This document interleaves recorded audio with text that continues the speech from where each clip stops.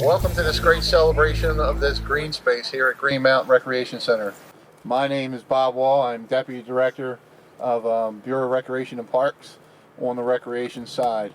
I'd like to thank everybody for coming out here and to have this celebration of sorts for this green space.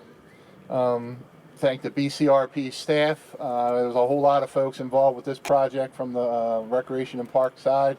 Especially, I'd like to extend a thank you to Miss Terry Folk, the director here at Greenmount Recreation Center,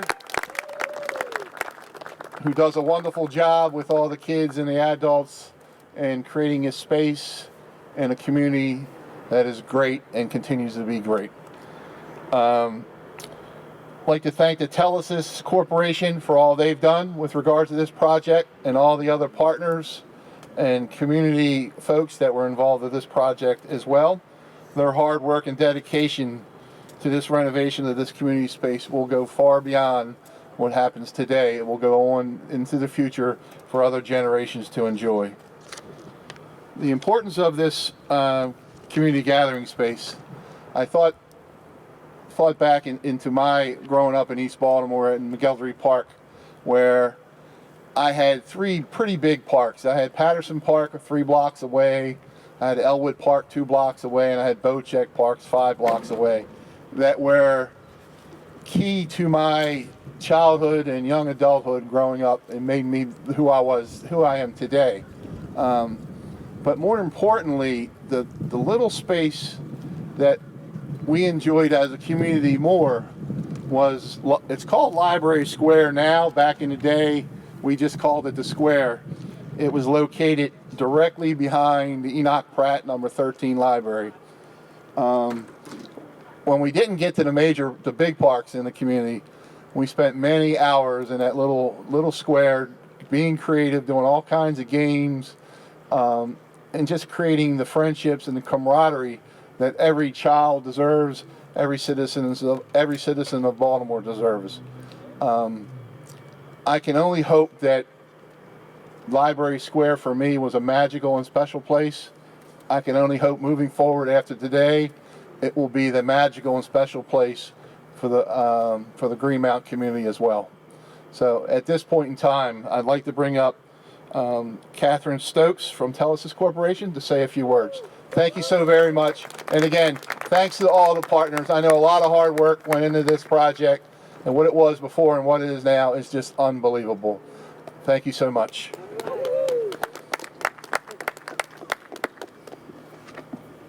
Thank you, Bob. Good afternoon. Thank you for coming today. We're happy to have you here. My name is Catherine Stokes, and I'm here to tell the story of how a blighted lot and warehouse full of tires became a green space. I had visions of telling the story in rhyme, but Wordsmith advised me not to.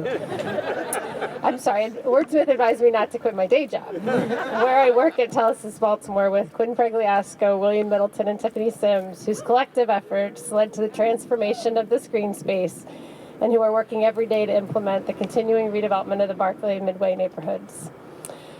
But back to the story. If you close your eyes, you might be able to imagine this space as it was just 18 short months ago. If you can't, please take my word that it was long on tires and short on charm. So much potential, but not so easy on the eyes. However, after a series of community meetings resulted in a vision for the space and dedicated community members ready to set it in motion. Some of our first heroes were the Greater Greenmount Community Association, community builder Lottie Sneed, and Telesis alum Jenny Hope, who partnered with artist Andy Dahl, whose mural on the front facade of the rec center began to make it more like a community anchor and amenity that it is. Around that time, our partner, Baltimore Housing, purchased and demolished the blighted warehouse that once stood behind me. If this story was a 90s rom-com, this would be the moment when the plain Jane girl got her hair done, swapped her glasses for contacts, and positioned herself to win homecoming queen. Or, in this case, covered herself in feathers. But the story really picks up when our partners at the state, represented here by a lot of folks actually, by Barclay's great friend Secretary Holt, Carol Gilbert, Larry Brown, Garland Thomas, to name a few, provided us with critical capital through the CORE program to make this vision real. turning a blighted space into a true community amenity. We could feel it. Something was going to happen now. But what? We had big plans, and the green space still needed more money. Is this where the story ends? If you open your eyes, you will probably guess it's not. Luckily, we had no shortage of protagonists coming to the rescue. This green space would not have been possible without the contributions of so many important characters. The Barclay Midway Old Goucher Association and Miss Connie Ross, she's here somewhere, a constant champion for the redevelopment of the neighborhood. Greater Greenmount Community Association and Miss Linda Johnson. The Central Baltimore Partnership, who not only partnered with us to secure almost every single penny we received, but also provided the green space and rec center with critical spruce up grants. We wouldn't be here today without the support and funding of our financial partners. We'd like to thank ESPN and LISC, Baltimore Office of Promotion in the Arts, the Able Foundation, Johns Hopkins Neighborhood Fund, and we'd also like to thank our development partners, especially McCoy Framing, Bradley Site Design, KCW Engineering, E-Landscaping, and Gallagher, Avelius, and Jones. All of these partners provided time, talent, as well as financial contributions to this important space. Enormous thank yous to the team at the Baltimore City Department of Rec and Parks, especially to Miss Terry Fulp, Kate Brower, and Eric Osby, who've been tremendous partners in this redevelopment. Today, my tummy thanks breaking bread for the tasty treats and warm beverages we're enjoying today. Greenmount Avenue looks good on you, and we can't wait until you're settled in down at Greenmount and 20th early next year. We're gathered here today celebrating a happy ending to the creation of this new green space, which through the efforts of many community partners now more closely reflects the energy, learning, and activity happening within the walls of Greenmount Rec. I'm now pleased to pass the microphone to Jocelyn Downs, Director of the Director of the Arts Council at the Baltimore Office of Promotion of the Arts. BOPA and Chris Brooks, in particular, provided us with the funding necessary to bring local artist Ernest Shaw to create the beautiful mural celebrating the community as well as some of its members, specifically celebrating the success of Kari Merrick, a local teen and 2017 National Youth Chess Champion, and also celebrating the life and work of Nate Tatum, a longtime community advocate who left us too soon. Thank you. Jocelyn.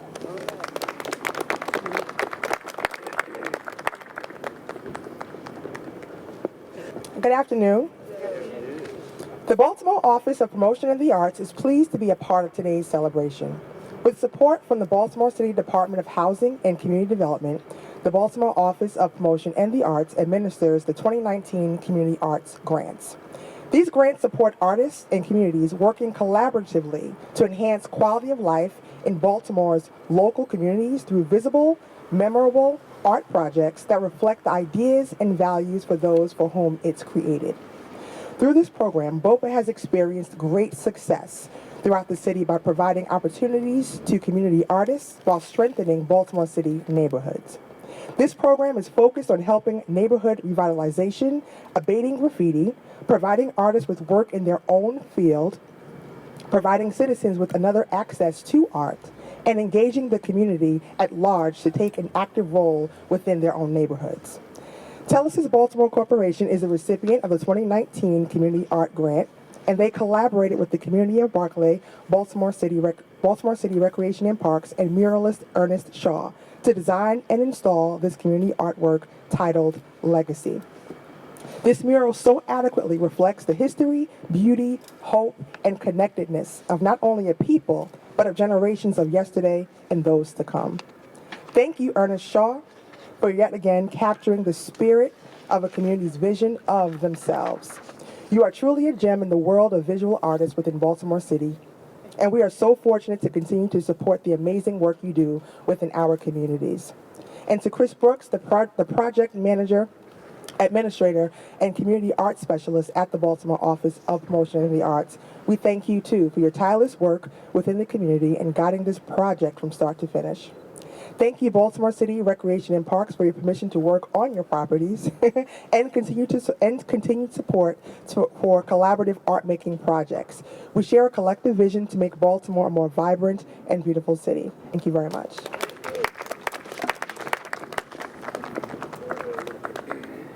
I'm going to go ahead and say it's my pleasure to introduce you to Secretary Holt.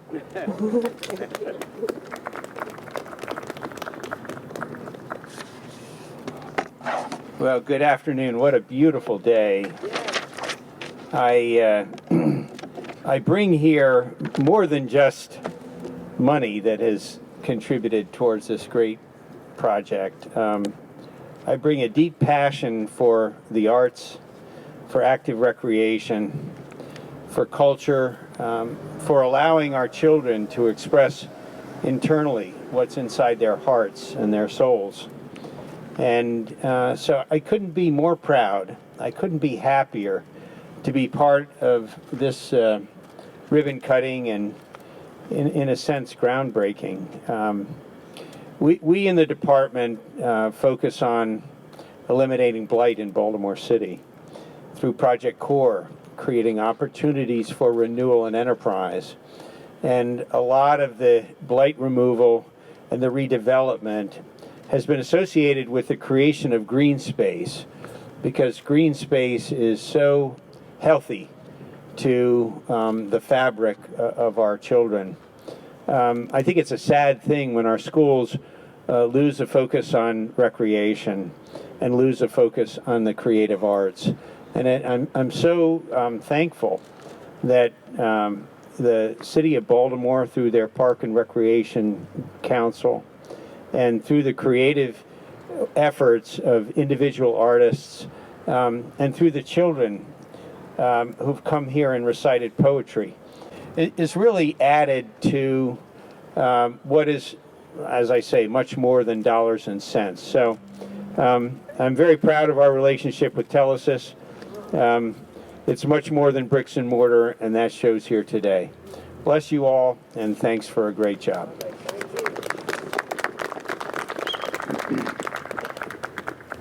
Today by Jan LaValle.